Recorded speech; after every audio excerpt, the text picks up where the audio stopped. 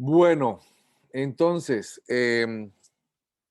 a ver, hoy tenemos una clase importante, interesante, muy relevante para para el futuro de las siguientes casi 10 clases de este curso. Hoy le vamos a dar inicio a la segunda parte del curso, que si ustedes han venido consultando su programa académico, pues iniciamos con todo lo que tiene que ver con estadística inferencial, o sea que hasta la semana pasada dimos un cierre de todo lo que tiene que ver con estadística descriptiva. Y como les decía, digamos, las tres primeras clases fueron importantes, fueron valiosas en el sentido de darles a ustedes unas bases muy, permítanme la redundancia, unas bases muy básicas en términos de conocer algunos estadísticos que nos permiten más o menos entender un poco la población con la que estamos trabajando. Pero ahora, digamos, a partir de la clase de hoy y por las próximas 9 clases, yo creo que ustedes van a darse cuenta de una herramienta que a nosotros como cientistas sociales nos debería seducir mucho, nos debería gustar mucho para poder, digamos, dar respuestas a nuestros problemas de investigación. Y es una característica que nos permite solamente la estadística y es jugar a ser magos sociales y es tratar de predecir lo que va a pasar con la sociedad que estamos nosotros estudiando como problema de investigación. Poder hacer inferencias estadísticas. ¿Sí? Entonces, a partir de ahora, a partir de la clase de hoy, entramos en la segunda unidad del curso que tiene que ver con estadística inferencial y que tiene digamos, no tiene otro propósito diferente a que nosotros podamos tratar de determinar el comportamiento de la población que estamos estudiando en su conjunto sin poder estudiarla completamente, o sea, todos los casos que conforman esa población. ¿Sí? Entonces, ¿será que nos podemos encontrar algunas herramientas como científicos sociales que nos permitan de alguna manera predecir el comportamiento general de esa población a partir de trabajar con un número de casos mucho más pequeños? ¿Será que es posible para nosotros desde la estadística eh, eh, encontrar esas herramientas que nos permitan hacer eso? Si la estadística nos lo permite hacer, pues eso sería una muy buena noticia para nosotros, porque podríamos dar unas respuestas muy interesantes en términos del comportamiento general de nuestros diferentes objetos de estudio que son fundamentales para las ciencias sociales, ¿sí? Cosa que no nos puede dar los métodos cualitativos. Los métodos cualitativos nos permiten entender el comportamiento, nos permite responder preguntas, nos permite responder cuestionamientos sobre una población muy específica, pero esas respuestas, esos findings de esa de trabajar con esa población no se pueden extrapolar a una población total. Solamente la estadística nos puede garantizar, si podemos hacerlo, esa oportunidad, poder extrapolar los resultados de trabajar con una población más pequeña a toda la población. Si eso nos lo permite hacer la estadística, eso podría ser muy interesante para nosotros como cientistas sociales. Entonces, a partir de hoy, y teniendo en cuenta que ya más o menos manejamos todo lo que tiene que ver con lo que trabajamos la semana anterior, que aquí tengo un resumencito muy rápido de lo que hemos venido trabajando en las últimas 3 semanas, pues podemos entrar ya a mirar esos inicios de lo que significa una estadística inferencial. Entonces, ¿qué es lo que hemos hecho hasta ahora, no solamente en la clase anterior, sino en las 3 últimas clases? Básicamente nos hemos concentrado en lo que en la bolita del centro de acá está, como hacer una introducción sobre análisis descriptivo, que básicamente, como ustedes acordarán en esa primera clase que tuvimos, les decía que la importancia de esta estadística descriptiva es poder analizar variable por variable su comportamiento, que esa es una de las tareas iniciales que nosotros debemos hacer como cientistas sociales, como en primer momento cuando nos enfrentamos por primera vez a una base de datos, y es mirar cómo las variables de interés de esa base de datos se están comportando individualmente. Entonces, tenemos ya unos insumos estadísticos para poder hacer ese análisis variable por variable o de las variables de interés para poder conocer su comportamiento, cómo están medidas, qué centro tienen, qué dispersión tienen, etcétera, etcétera, ¿sí? Entonces, en las últimas clases lo que hemos venido diciendo es que para poder hacer estas estadísticas descriptivas, pues podemos empezar por acá, por mirar qué descriptivos podemos sacarle a esas variables. Hablábamos de porcentajes, de razones, de cambios porcentuales, de distribuciones de frecuencia, que creo que cada vez ustedes se están dando cuenta que este descriptivo, este estadístico descriptivo es de mucha utilidad junto con gráficos y tablas, ¿sí? Acuérdense que discutíamos que estos descriptivos, estos 5 descriptivos que están acá, estos 5 estadísticos descriptivos, se pueden usar dependiendo del grado de medición de las variables. Entonces, podemos utilizar uno u otro en función de nuestras necesidades y dependiendo de cómo la variable viene medida o cómo la medimos nosotros cuando hicimos trabajo de campo. Después de esto, después de conocer estos estadísticos descriptivos, introdujimos hace 2 semanas, si no estoy mal, medidas de tendencia central y hablamos de la moda, la mediana, la media y el promedio, ¿cierto? Y también decíamos que pues cada una de estas medidas de tendencia central son útiles, son valiosas en el sentido que nos permiten conocer los centros de las diferentes distribuciones de datos de las variables que estamos trabajando y que, si ustedes se acuerdan de esas discusiones que tuvimos, pues cada uno de ellos es válido en la medida en que tengan cierto grado de medición para poder encontrar ese centro. Decíamos en términos muy resumidos que si estamos trabajando con variables nominales, entonces pues la única posibilidad de tratar de descubrir el centro de una distribución con una variable nominal, pues es una moda, que si trabajábamos con variables ordinales, pues la mediana podría ser esa medida de tendencia central que nos podría ayudar a tratar de entender cuál es el centro de la distribución y que si estábamos trabajando con variables interval ratio, pues la media o el promedio era como eh, las medidas de tendencia central más óptimas. Y en la clase pasada discutimos ese tema tan importante, tan relevante. Yo no sé si ustedes lograron ver o entrever la importancia de lo que discutimos la semana pasada con el tema relacionado con las medidas de dispersión. Y yo les decía que para nosotros como científicos sociales no es solamente relevante conocer el centro de la distribución, sino también determinar qué tan cerca o qué tan lejos estaban los datos alrededor de ese centro, ¿sí? Y hablábamos de homogeneidad y heterogeneidad de las poblaciones que estábamos estudiando y para eso pues introdujimos 3 estadísticos que están relacionados con el rango, la desviación estándar y la curva normal, que digamos es esa herramienta gráfica que nos permite ubicar áreas por debajo o por encima de la curva en términos de un concepto que introdujimos, los Z-scores, para poder determinar dónde podemos rechazar o aceptar hipótesis, que es algo que vamos a ver en esta segunda parte, en esta segunda parte del curso, en esta segunda unidad del curso. ¿Ok?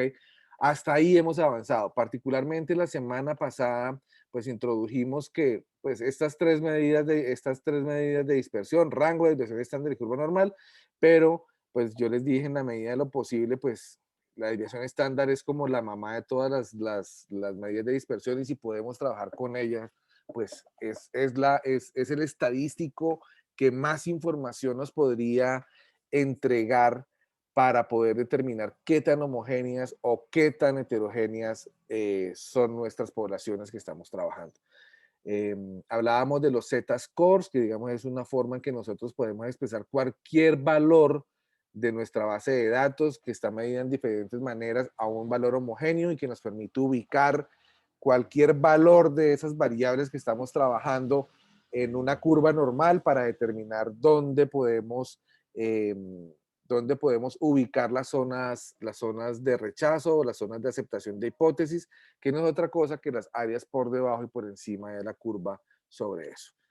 Les mostraba también la semana pasada esta grafiquita que cuando estábamos hablando del concepto de dispersión, pues podemos encontrar datos que están más bien poco dispersos y que están más bien como muy homogéneos, muy cercanos a su centro, que corresponde a esta curva rosadita muy alta. En la medida en que la curva es muy alta, pues hay una menor dispersión de datos alrededor de su media, por lo tanto las poblaciones tienden a ser mucho más homogéneas y les mostraba esta otra grafiquita aquí de abajo donde les decía esta curvita azul oscura es más plana que la rosada, lo que indica que los datos están mucho más dispersos con relación a su media. Lo ven acá en estas gráficas, se ve mucho más estirada la curva, y por lo tanto, pues eso tiene unas connotaciones interesantes que nos interesarían saber a nosotros como cientistas sociales, y es, por ejemplo, que esta población es mucho más heterogénea, mucho más diversa, mucho más estirada, por ponerlo de alguna manera, que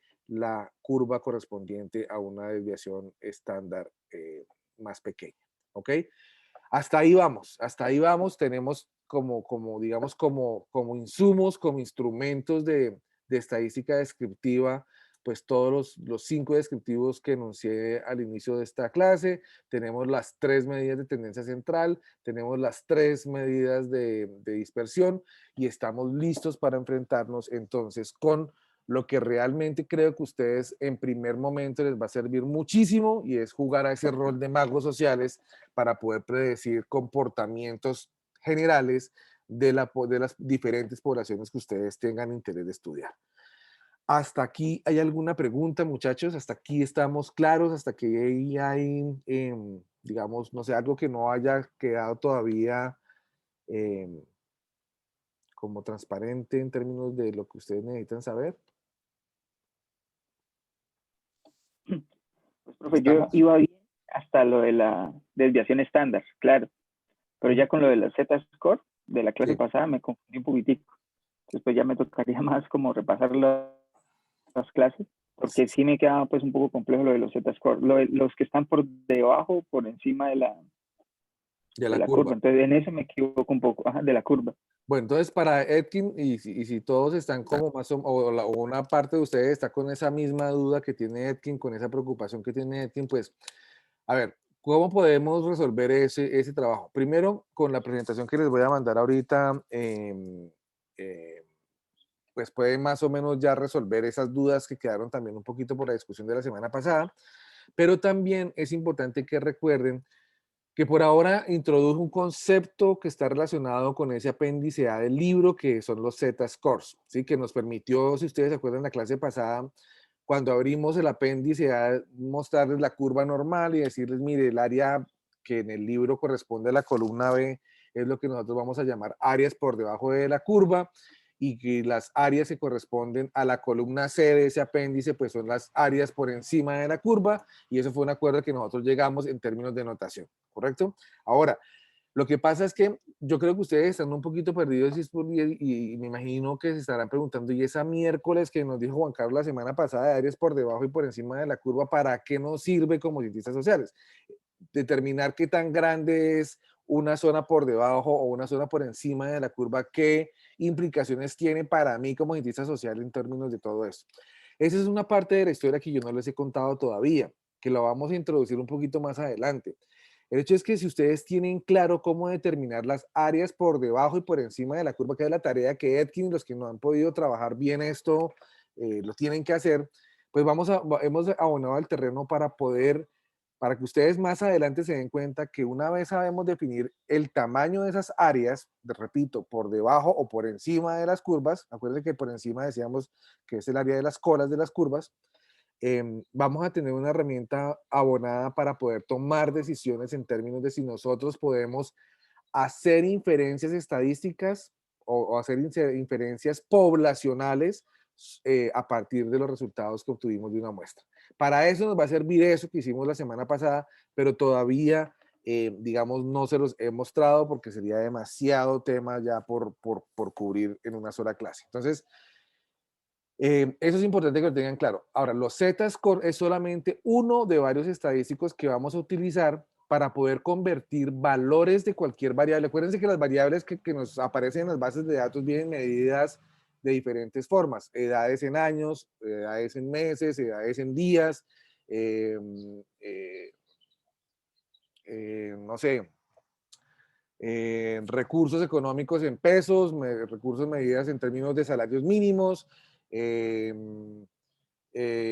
no sé, para personas que están trabajando con población en discapacidad, por ejemplo, con discapacidad cognitiva, entonces vamos a poder tener unas variables que vienen medidas en términos de IQ, medidas de aprendizaje, bueno, las formas en las que vienen medidas las variables son múltiples y diversas en una base de datos. ¿Hasta ahí todos están de acuerdo conmigo? Entonces, Sí. ¿cómo, la pregunta que tenemos que hacernos es cómo podemos comparar diferentes variables que vienen, que vienen medidas de diferentes maneras en un solo instrumento estadístico que nos permitan ser comparables. Entonces, el instrumento estadístico que podemos utilizar es convertir ese valor, edad, peso, eh, estrato social, ingresos, nivel de ingresos, en un valor común que denominamos Z-score. Y ese Z-score nos va a permitir entonces ubicar datos por debajo, por encima de la curva, con un propósito que no se los he mencionado todavía, ¿sí? Pero es solamente un estadístico. Entonces, la única forma de entender esto, Edkin y compañeros que no estén claros con esto, es que les entregué, les di una formulita que decía Z es igual a el dato de la distribución específica que estemos trabajando menos su media dividido la desviación estándar. Cualquier valor de una distribución de datos lo puedo convertir en un valor X y ubicarlo debajo o encima de una curva normal de distribución. Y eso va a tener unas implicaciones muy valiosas más adelante. Entonces, eso sí les pido el favor de que lo tengan claro, teniendo en cuenta que los Z-score, los valores Z, no van a ser los únicos estadísticos que vamos a utilizar. Vamos a trabajar con los T-student, vamos a trabajar con la distribución F, vamos a trabajar con ANOVAs, vamos a trabajar con diferentes estadísticos que tienen la misma función de la Z-score, pero que dependiendo de cómo están medidas las variables, tenemos que utilizar uno u otro, o dependiendo del tamaño de la muestra. Pero vamos para allá, no los quiero anonadar con mucha información por ahora. Lo que sí les pido es que eso que está preguntando Edkin lo tienen que tener claro porque va a ser de mucha utilidad un poquito más adelante. Yo creo que ya a partir de la próxima clase vamos a volver a retomar eso, ¿ok? Entonces, con eso que hemos venido trabajando, entonces ya podemos hablar de algo que tiene un aterrizaje mucho más importante, mucho más interesante para nuestros intereses como científicos sociales, y es esa posibilidad que nos da la estadística de hacer inferencia sobre algo que nosotros estemos trabajando, que estemos estudiando, etcétera, etcétera. ¿Qué es hacer inferencia? ¿Qué es la estadística inferencial? Pues básicamente es tratar de hacer predicciones poblacionales con relación a algo que estamos estudiando, ¿sí? Y para poder introducir lo básico, digamos, lo esencial de la estadística inferencial, pues tenemos entonces que introducir el día de hoy dos conceptos que van a ser muy valiosos: el muestreo y la distribución muestral. La clase de hoy va a estar concentrada en estos dos conceptos, el muestreo y la distribución muestral. Ambos conceptos tienen un propósito común, que es este que está acá. A nosotros nos gustaría poder hacer generalizaciones de las características de una población a partir de lo que podemos aprender de una muestra de la población. O sea, el propósito de la estadística inferencial es ese: poder realizar generalizaciones, poder decir, mire, con un altísimo grado de certidumbre, con un altísimo grado de seguridad, yo como politólogo, yo como abogado, yo como sociólogo, yo como antropólogo, puedo decirles a la comunidad científica, puedo decirle a mis jefes, puedo decirle a la población que estoy estudiando, que en general ustedes se van a comportar de esta manera cuando sucede esto o aquello. Eso, si nosotros podemos hacerlo desde el área de las ciencias sociales, estaríamos haciendo una contribución muy importante en nuestros temas de estudio, ¿cierto? Entonces, nosotros estaríamos interesados, les voy a hacer una pregunta abierta a ustedes. ¿Ustedes estarían interesados en poder responder una pregunta sobre la población que están enfocados estudiando de manera general, o se conformarían solamente con una forma de hacer una, digamos, un statement, una afirmación particularmente sobre una población específica? ¿Qué sería más valioso para ustedes? Profe, pues por ejemplo, en mi caso, a mí me gustaría conocer las condiciones socioeconómicas de las mujeres trabajadoras domésticas en Cali. Entonces, sí, digamos, me gustaría poder tener una imagen sobre lo que pasa en Cali en general.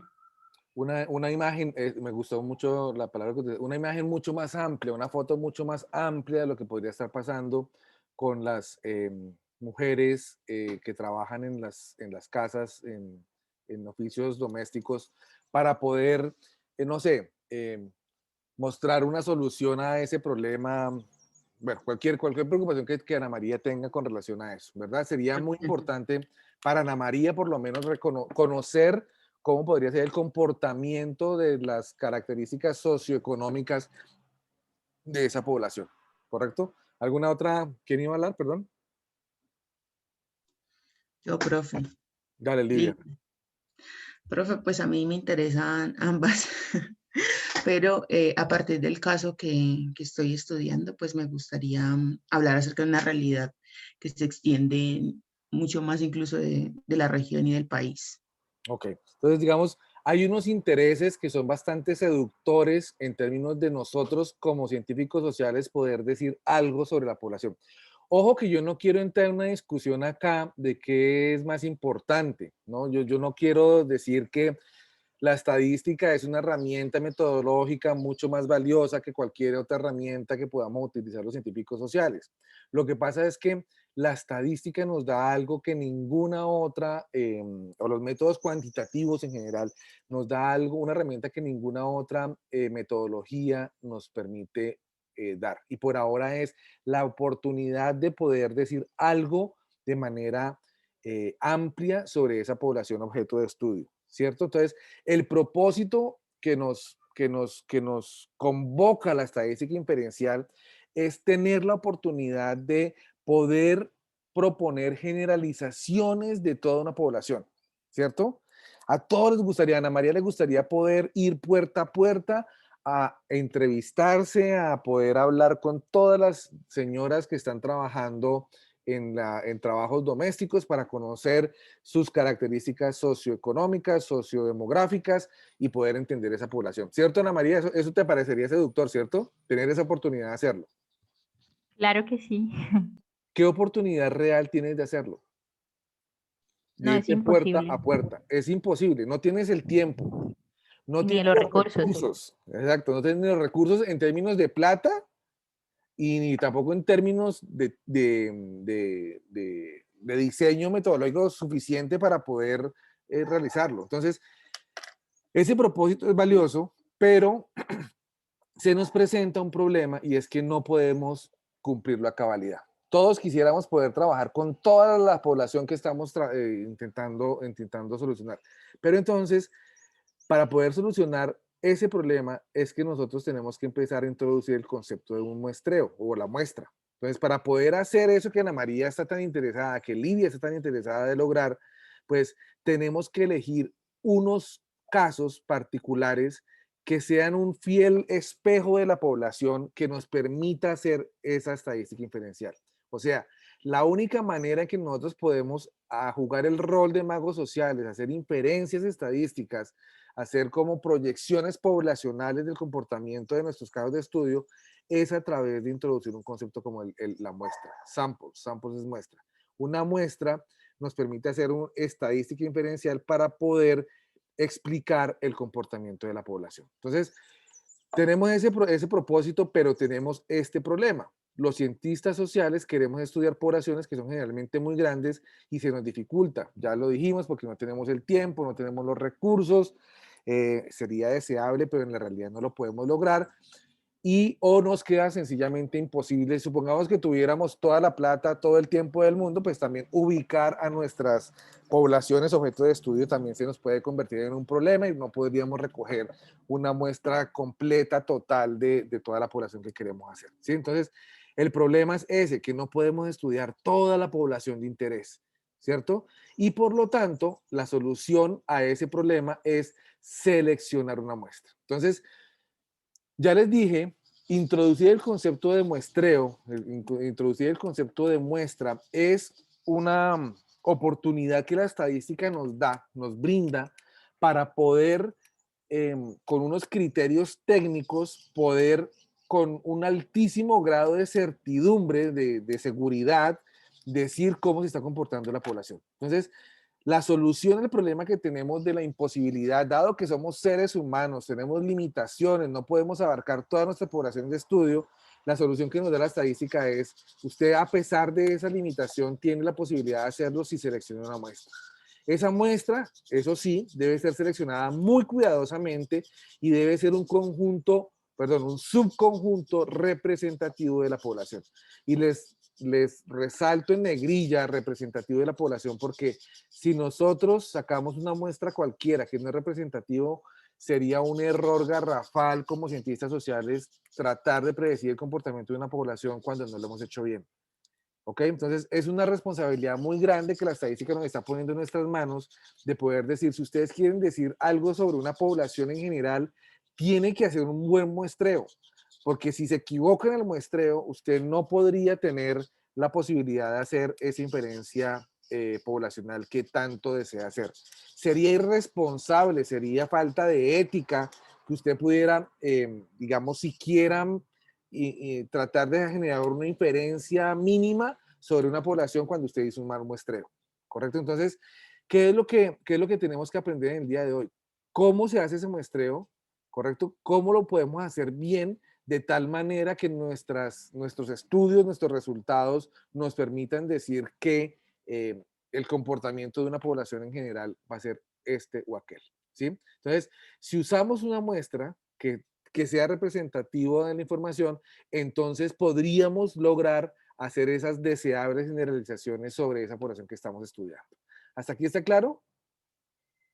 Entonces, este grafiquito nos está mostrando cuál es nuestra población de interés, ¿correcto? Pero tenemos que ser claros, tenemos que ser conscientes, tenemos que ser, digamos, eh, aterrizados en la realidad y, y entender que no podemos trabajar con toda esta población.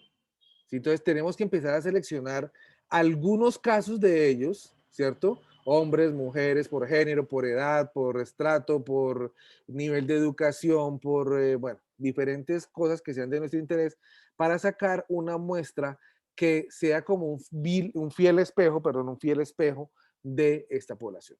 Si nosotros trabajamos con esta muestra, entonces esta muestra nos permitirá hacer unas inferencias, unas extrapolaciones sobre el comportamiento de la población. ¿Ok? Entonces, la muestra, fíjense que esto es como un camino en doble vía, esto se comunica, la muestra y la población se están comunicando abiertamente. La muestra nos permite hacer una inferencia acerca de esta población, ¿correcto? Pero es conociendo nuestra población objeto de estudio de la cual tenemos que sacar una muestra.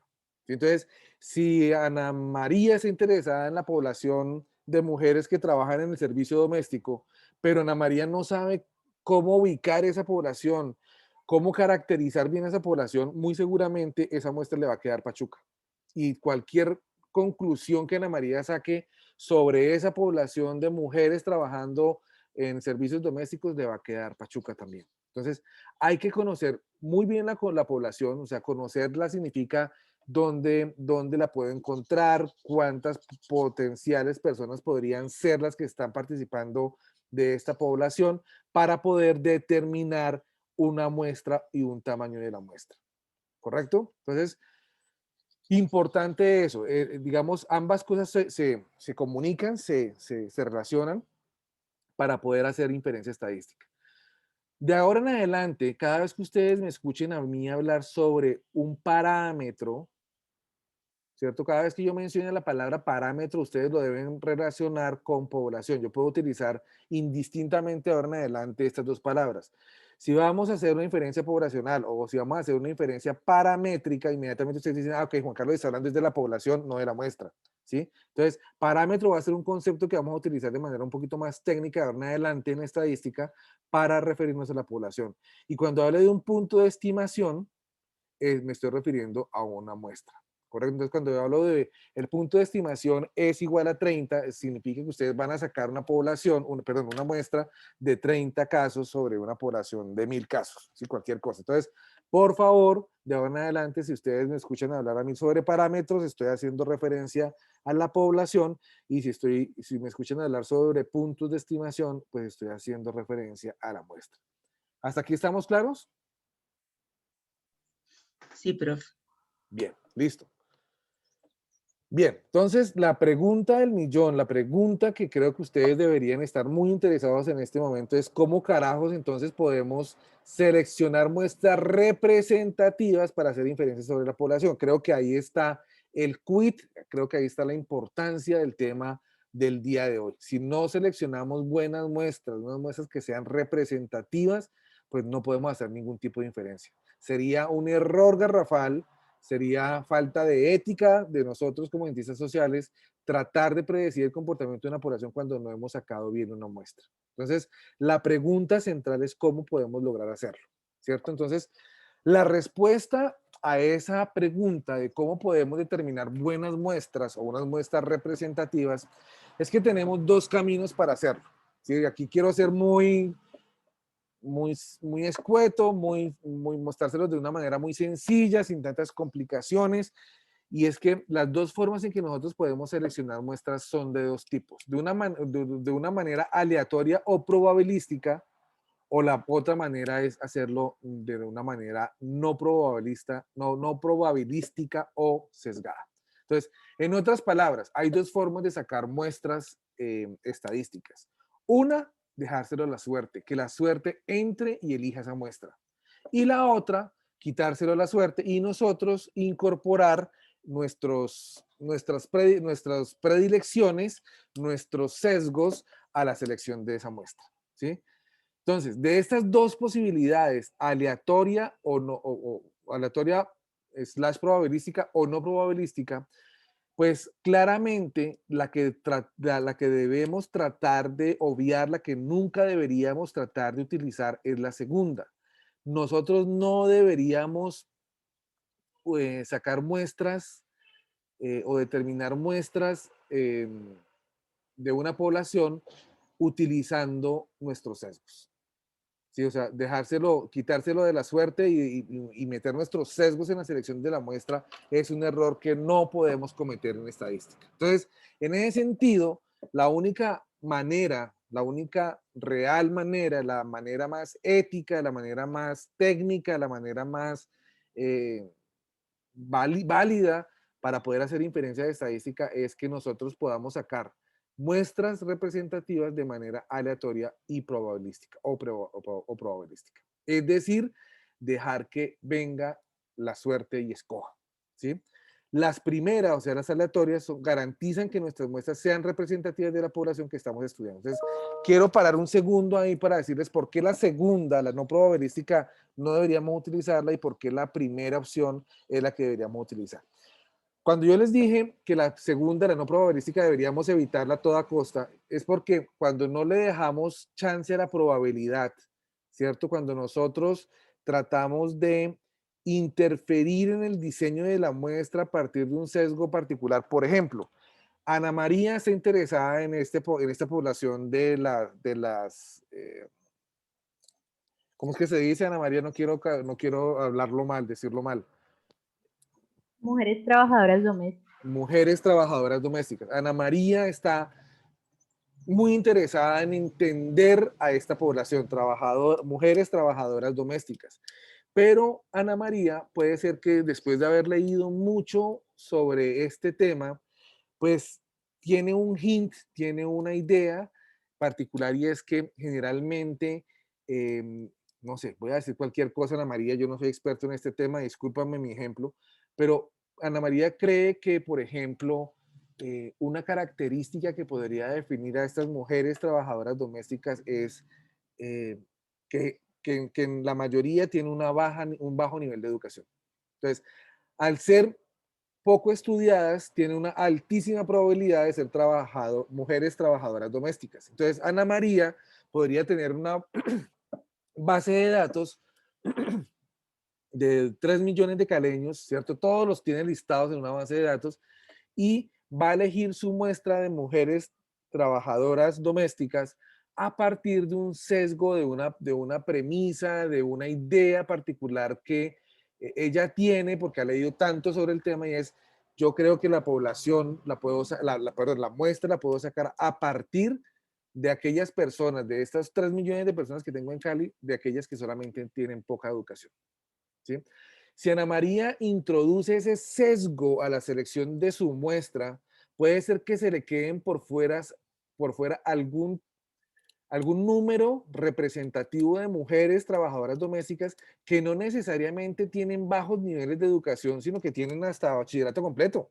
y por cuestiones de la vida, por otras explicaciones teóricas, resultaron trabajando en el área de los servicios domésticos, ¿cierto? Entonces, si Ana María selecciona su muestra basándose en ese sesgo, que es un sesgo válido, que es un sesgo, digamos,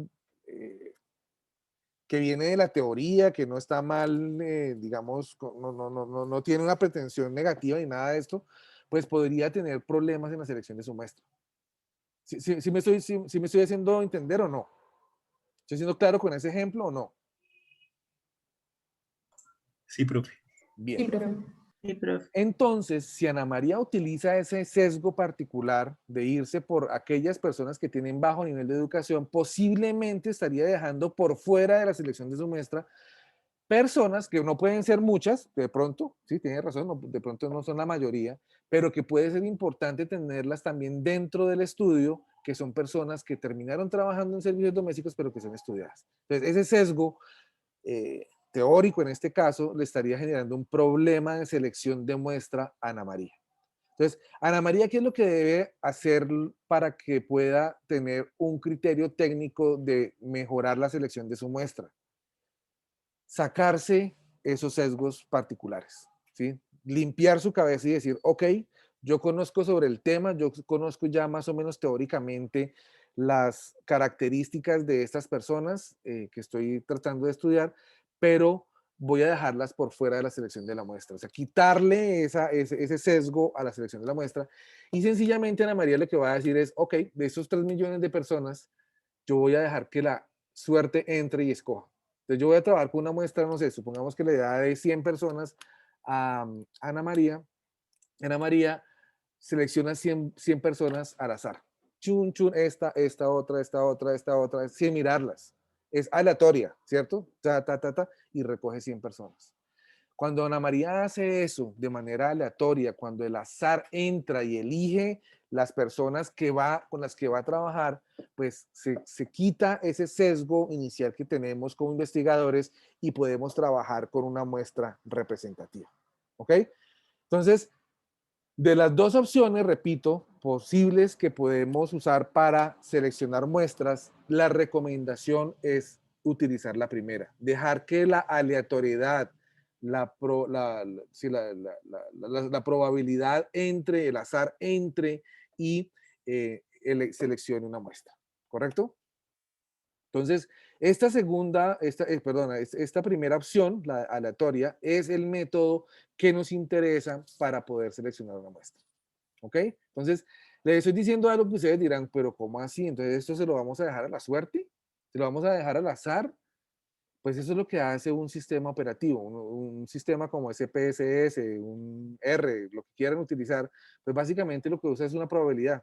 Tengo tantos casos, le voy a dar el mismo peso a cada uno de los casos para ser elegido y escoge sobre ellos, sin ningún tipo más de información, ¿correcto? Entonces, ¿cómo podemos asegurar que las muestras seleccionadas sean representativas? Bueno, para que haya representación, la muestra debe tener las mismas características de la población. Entonces, Ana María, ¿qué es lo que tiene que decir? Ok, si yo quiero analizar la población de mujeres trabajadoras domésticas, pues ya hay un sesgo de género de entrada, porque ya está hablando solamente de mujeres. Ya Ana María está diciendo que tiene un argumento teórico para defender que cuando estamos pensándonos en una población de trabajadores domésticos, no hay hombres, solamente hay mujeres. Si Ana María es capaz de defender esa idea teóricamente, entonces tiene una posibilidad de solamente seleccionar mujeres para su muestra. ¿Correcto? Entonces, ¿qué es lo que pasaría en la vida real? De esa base de datos de 3 millones de caleños y caleñas, Ana María podría seleccionar solamente la población que corresponde a mujeres. ¿Correcto? Entonces, primer filtro sería mujeres. Pero entonces, Ana María tiene que ser capaz de defender teóricamente que efectivamente son mujeres las que trabajan en el área doméstica y que no hay ni un hombre por ahí metido que esté haciendo esas labores. ¿Correcto? Entonces, las características tienen que ser muy parecidas, muy similares a las de la población. Entonces son mujeres, si Ana María considera que entonces son mujeres que van en un rango entre, lamentablemente, de no sé, 15 años a 60 años, entonces Ana María debería seleccionar su muestra a partir de ese rango de edad, excluir a todas las niñas menores de 15 años y a todas las adultas mayores por encima de 60 años, y así sucesivamente ir incorporando en su muestra cada uno de los rasgos que ella conoce sobre esa población, ¿correcto?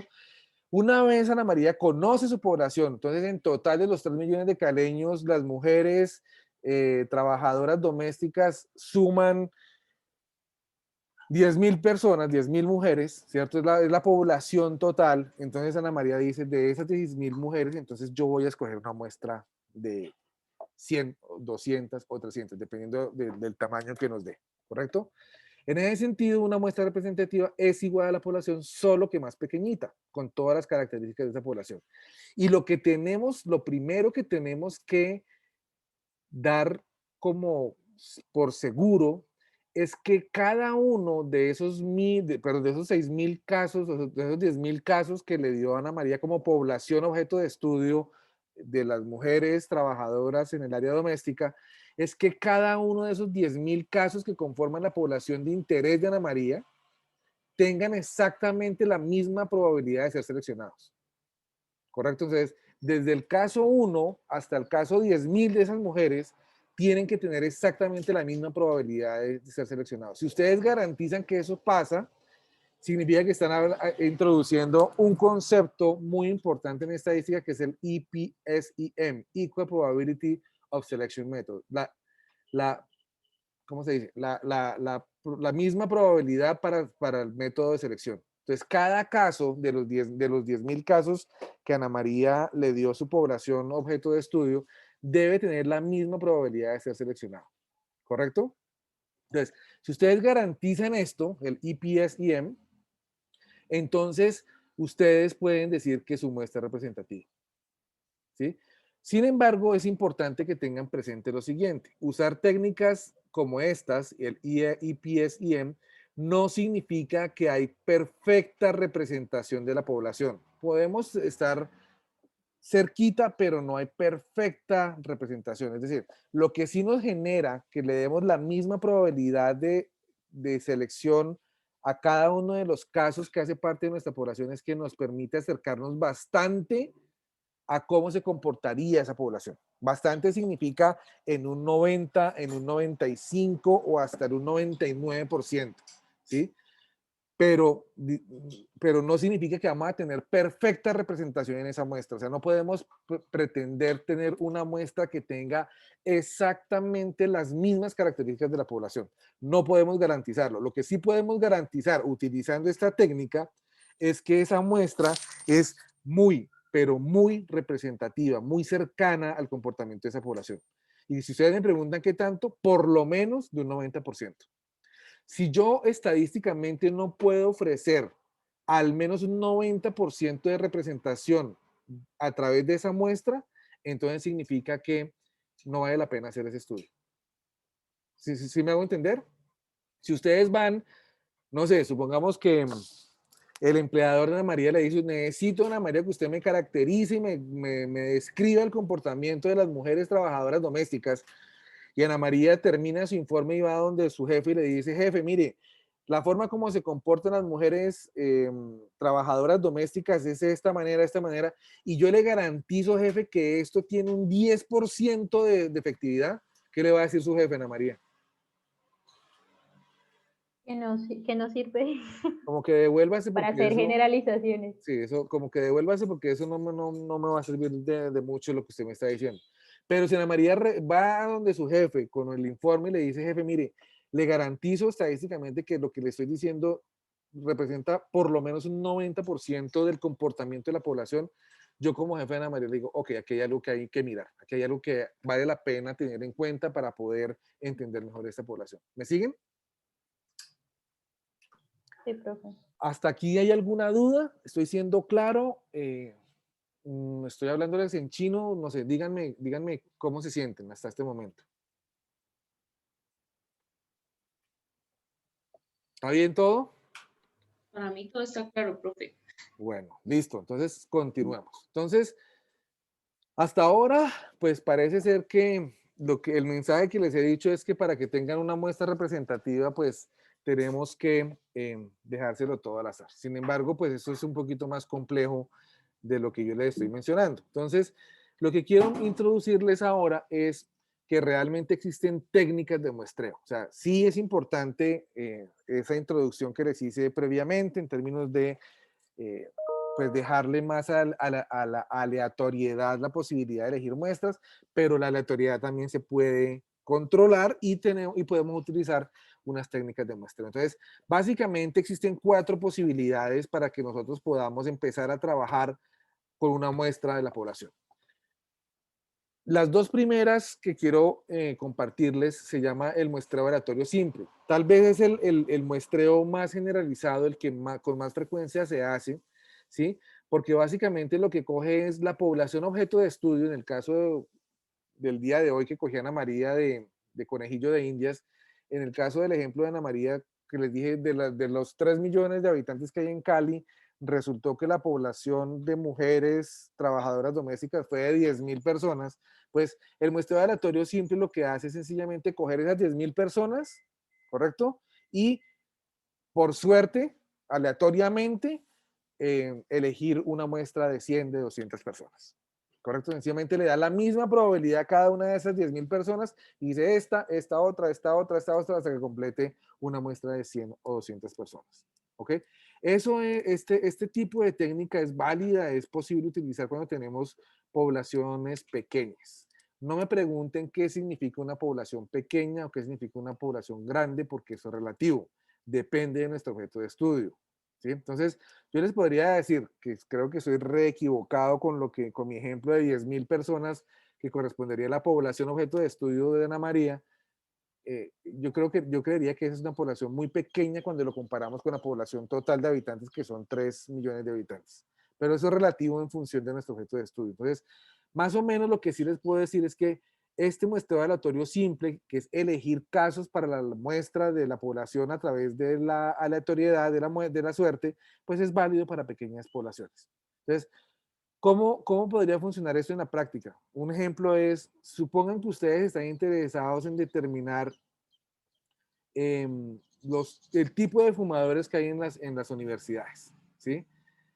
Esa información no es fácil de recabar, las universidades generalmente no tienen bases de datos donde discrimine estudiantes o profesores que fumen o no fumen, sino que básicamente si ustedes están interesados en un tema como estos, pues entonces deberían tratar de mirar una muestra representativa. Supongan que ustedes están interesados en determinar si los estudiantes fumadores están correlacionados con mejores notas o peores notas en la universidad. Supongan que ustedes tienen esa duda, supongan que ustedes tienen esa inquietud que surgió de haber leído una literatura importante y que parece ser que los fumadores lo que hacen es quemarse las neuronas y por lo tanto no son tan buenos en el estudio como los no fumadores. Supongan que ustedes quieren averiguar eso. Entonces, lo primero que tienen que hacer es, ok, ¿cómo puedo determinar la población de fumadores de la universidad?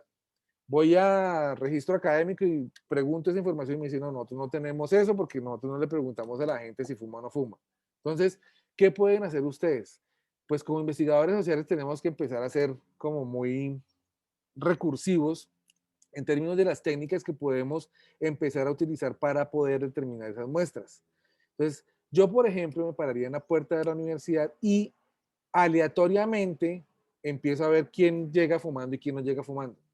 Y aleatoriamente empiezo a elegir unos fumadores y otros no, unos fumadores y otros no. No puedo elegirlos a todos porque entonces pues tendría que esperar a poder recoger toda la población de fumadores, ¿correcto? Y lo que haría es tratar de determinar una muestra parado en la puerta de la universidad, eligiendo aleatoriamente al azar un fumador, este no, este sí, este no, este sí, hasta quedarme con un número determinado de fumadores. Supongamos que la población universitaria es de 7.000 estudiantes y hay un promedio del 10% que fuma, eso nos da 700 fumadores, yo puedo elegir entonces una muestra más o menos de unos 50, 60 personas fumadoras para hacer mi estudio. Entonces, cuando yo me paro en la puerta de una universidad y empiezo a elegir fumadores de manera aleatoria, de manera azarosa, de esa manera como les estoy mostrando, estoy haciendo un muestreo aleatorio simple. Es muy sencillo, ¿sí lo ven? Lo que sí tengo que tener más o menos una idea es ¿Qué tan grande es la población de fumadores? ¿Sí? Un 10%, entonces eso me da 700 personas y a partir de ahí entonces poder determinar entonces cuál podría ser el tamaño de mi muestra. Eso es un tema que ahorita les voy a mostrar más adelante para que ustedes entiendan cómo definir ese tamaño de la muestra. ¿Me entienden esa primera técnica? Sí, profe. Sí, profe. Sí, profe. Entonces, literalmente, elijan al azar, viejos. Eso es el muestreo aleatorio simple, ¿correcto? Sin embargo, hay otras formas de hacerlo dependiendo también de nuestros objetos de estudio, de lo que queramos hacer con nuestros estudios. Una segunda técnica es el muestreo aleatorio sistemático, ¿sí? Y consiste en elegir casos a partir de la selección del primer caso de manera aleatoria, de manera azarosa, y los siguientes casos los elijo sistemáticamente a través de una regla común, ¿sí? Entonces, inmediatamente cuando yo pongo una condición para elegir los siguientes casos diferentes al primero, inmediatamente rompo con la regla de darle la misma probabilidad de elección eh, a cualquier persona de esa población a ser elegida. ¿Sí? Entonces, tiene unas connotaciones diferentes porque tiene unos propósitos diferentes esta técnica de muestreo aleatorio sistemático. Entonces, les voy a poner un ejemplo muy sencillo para que a ver si lo entienden. Supongan que ustedes son dueños de una floristería, ¿correcto? Y quieren, en esos picos que ustedes como floristeros saben, existe mayor demanda de flores, por ejemplo, San Valentín. Para esos días ustedes necesitan mensajeros, un número mayor de mensajeros para poder dar abasto con la alta demanda de flores, ¿verdad? Entonces ustedes necesitan elegir los mejores mensajeros. Entonces, ¿qué es lo que ustedes harían como floristeros? Pues yo pondría un aviso en internet, en la prensa, y mandaría, le pediría a la gente que esté interesada, a los mensajeros que estén interesados, que me manden su hoja de vida. ¿Sí? Entonces, ¿cómo podría seleccionar los mejores mensajeros? ¿Sí? Entonces, podría utilizar un muestreo aleatorio sistemático. ¿Qué hago? Una vez se cerró la convocatoria de hojas de vida, pues supongan que tengo 1000 hojas de vida, me llegaron 1000 aplicaciones del trabajo, ¿sí? Para ese trabajo. Selecciono una de esas 1000 hojas al azar, ¿correcto? Y la separo. Pero yo sé que para que mi negocio funcione ese día, que va a haber altísima demanda de los días previos y tal vez de pronto unos días posteriores a ese día, pues tengo que tener mensajeros que sean los más rápidos posibles. Entonces, va a haber un criterio que yo voy a considerar que debe valer más para la selección de mensajeros que otros. Por ejemplo, que tengan moto. Entonces, aquellos que tengan bicicleta o que anden a pie, pues no los voy a querer tanto como aquellos que quieren tener moto. ¿Sí? Entonces, cojo ese primer caso de mensajeros y a partir de ese caso voy a seleccionar las hojas de vida de aquellos que en su aplicación dicen, y yo tengo moto para hacer ¿cómo se dice? Mis entregas de flores. ¿Sí? Y bajo ese criterio, de esas 1000 hojas de vida, me quedo con 100. ¿Correcto?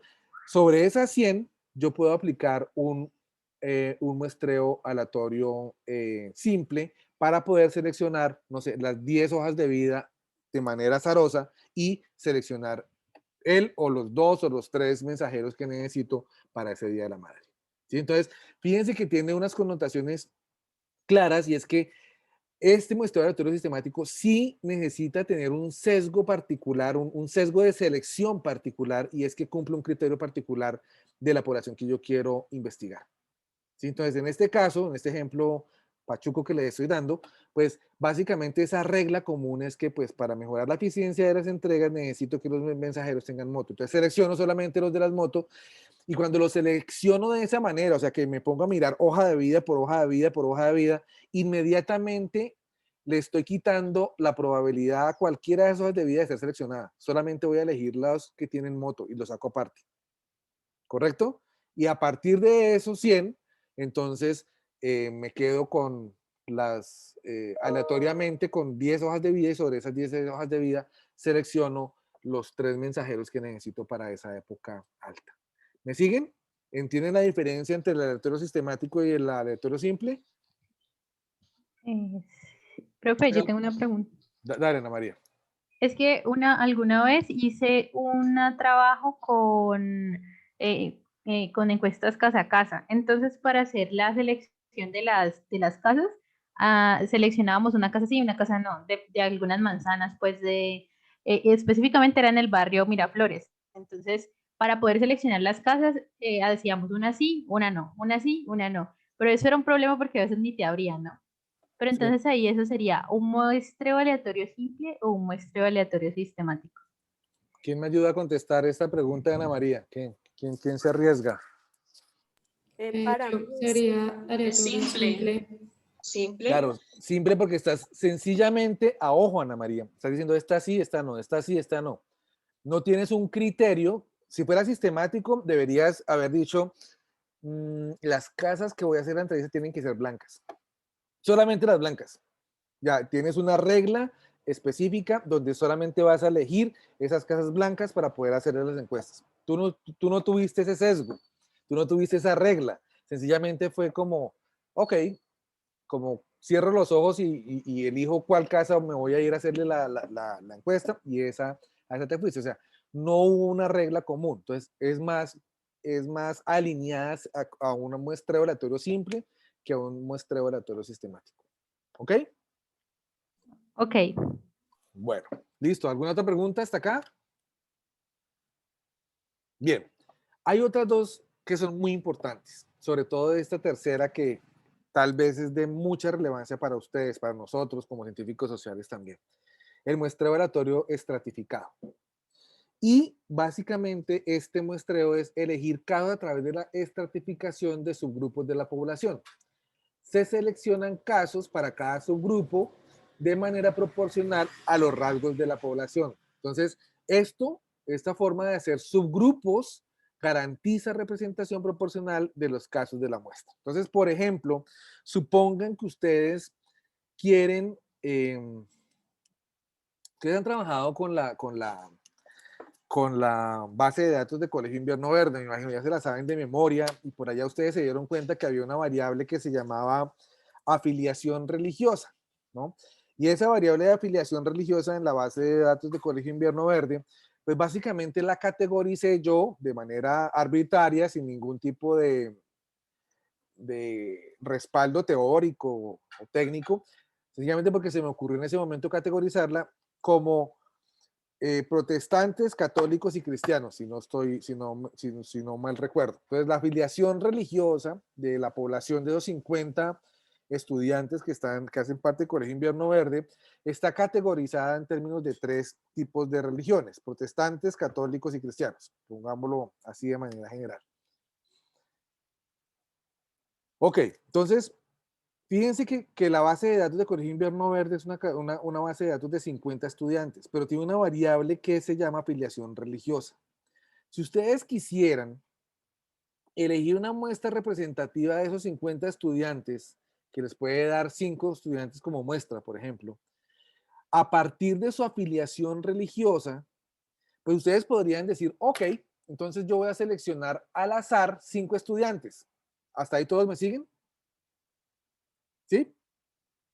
Sí, profe. Sí, Bien. profe. sí, Y profe. ustedes cierran los ojos, ponen a los 50 estudiantes ahí en fila y empiezan este y este. 5. Como la suerte es chistosa, como el azar es caprichoso, es muy posible, existe una probabilidad de que al haber hecho ese muestreo, que lo hice utilizando la primera técnica, ¿no? Muestreo aleatorio simple, porque cerré los ojos y seleccioné a 5, es posible, es posible que esa selección aleatoria, como se lo dejé al azar, me haya seleccionado todos católicos. ¿Cierto? ¿Es posible? sí. Sí, sí. Sí, es posible. ¿O es posible que haya elegido a todos protestantes?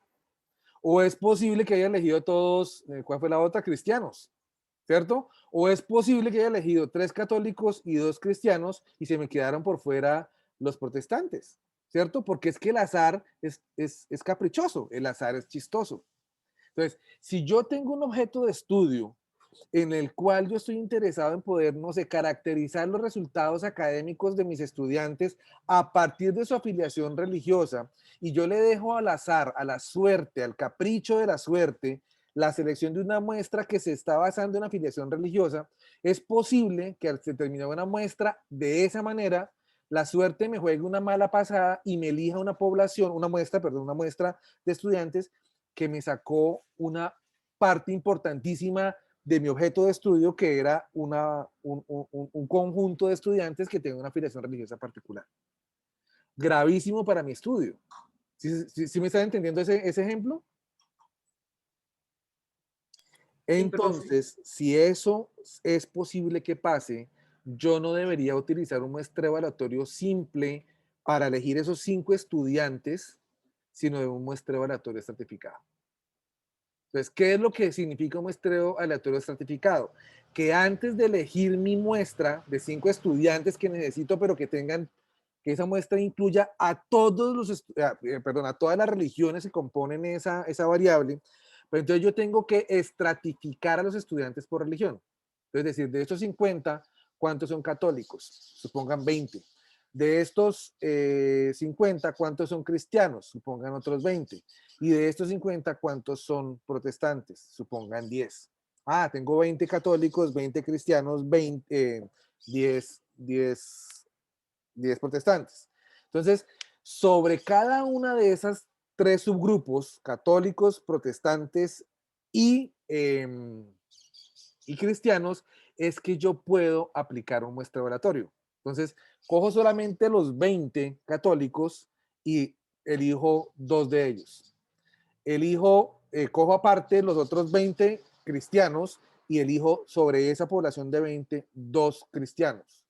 Y cojo los 10 protestantes y sobre esos 10 protestantes elijo un protestante. Entonces, cuando junto esas muestricas individuales por estrato, me quedan 5 estudiantes que efectivamente representan todas las afiliaciones religiosas que necesitaba garantizar para hacer mi estudio. Garantizo efectivamente representación de algo que yo considero fundamental en mi estudio, que es la afiliación religiosa. Pero si se lo dejo al azar, como lo hice en un primer momento, pues es posible que el azar me juegue una mala pasada. ¿Correcto? Entonces debo garantizar la representación de esa población de estudiantes en términos de su afiliación religiosa, de tal manera que cada uno de esos grupos religiosos tenga una representación dentro de mi muestra. Y la forma de hacerlo es separando los grupos en subgrupos y a partir de los subgrupos hacer un muestreo aleatorio simple para poder tener la representación completa. ¿Me siguen? Sí, profe. Sí, profe. ¿Clarísimo como el agua del río Bogotá o me están entendiendo? Bueno, si hay preguntas, por favor, no se queden callados. Profe, hay una pregunta, bueno, no una pregunta y no una observación. En Excel uno lo trabaja esto más que todo en aleatorio.entre, ¿no? Sí, Y él le selecciona. y en SPSS es aún más sencillo. Mucho más sencillo. Ahorita vamos a hacer un ejercicio sobre cómo hacerlo. Bien, y la última técnica es un muestreo de grupos o conglomerados. Bueno, fíjense que el ejemplo que les estoy dando es facilito de entenderlo porque estoy hablando de una población de 50 estudiantes, ¿sí? Eso no pasa en la vida real. Cuando estamos trabajando con una base de datos, realmente estamos trabajando con miles de casos. Entonces, vaya y hágame un muestreo aleatorio siempre con miles de casos. Pues, pucha, eso es más complicado. Tenemos la opción de hacerlo con un sistema operativo que nos lo hace dependiendo como nosotros se lo pidamos que hagamos. Acuérdense que el sistema operativo no es inteligente, ¿no? Nosotros somos los que les decimos a él qué es lo que tiene que hacer y cómo tiene que hacerlo para que lo haga bien. Si no, pues igual el sistema operativo se equivoca. Bien, la última técnica es el muestreo de grupos o conglomerados, que esta es una técnica mucho más específica, mucho más especializada, que en ciencias sociales no se utiliza mucho, pero que es importante tenerla presente. Y consiste básicamente en elegir casos a través de la selección aleatoria de unidades geográficas. O sea, aquí digamos, nuestras unidades no son los estratos o las categorías de afiliación religiosa, sino básicamente la georreferenciación. Entonces yo necesito garantizar una población representativa de todos los colombianos. Si la saco de manera aleatoria simple, con seguridad los grandes departamentos con grandes poblaciones van a tener una sobrerepresentación de aquellos departamentos, por ejemplo, que no tienen muchos habitantes, Amazonas, Putumayo, etcétera, etcétera, pues que si los dejo al aleatorio simple hasta puedo dejar ciudadanos de esos departamentos por fuera. Entonces, por conglomerado significa básicamente que yo elijo los casos de mi muestra a partir de uso de georreferenciación. Entonces, yo puedo utilizar mapas, ¿correcto? O sea, ustedes pueden con SPSS, sobre todo con R, pueden utilizar mapas y a partir de esos mapas poder empezar a seleccionar muestras representativas para que tengan, digamos, una muestra válida de toda la población que ustedes están estudiando, ¿sí? No sé, en el caso de Ana María con sus mujeres trabajadoras domésticas, pues yo creo que si Ana María mapea Cali en términos de dónde están ubicadas, pues vamos a encontrar que en unas comunas que generalmente son de estrato 4, 5 y 6 existe la posibilidad de encontrar un mayor número conglomerado o grupos poblacionales de mujeres trabajadoras domésticas que en estratos más económicos, de 3, 2, 1, ¿sí? Entonces, para Ana María sería mucho más interesante poderse concentrar en aquellas áreas geográficas de la ciudad de Cali donde realmente exista su población objeto de estudio, que irse a unas áreas de Cali donde pues la probabilidad de encontrar una trabajadora doméstica va a ser mucho más baja. Entonces, a través de un muestreo de grupos o conglomerados, Ana María puede darse cuenta dónde están ubicadas y seleccionar sus muestras a partir de esas áreas geográficas, básicamente. Entonces, así se selecciona una muestra utilizando esta técnica. ¿Ok? Entonces, son estas 4, por favor no las olviden. Muestreo aleatorio simple, muestreo aleatorio sistemático, muestreo aleatorio estratificado y muestreo por grupos o conglomerados. ¿Correcto? Bien.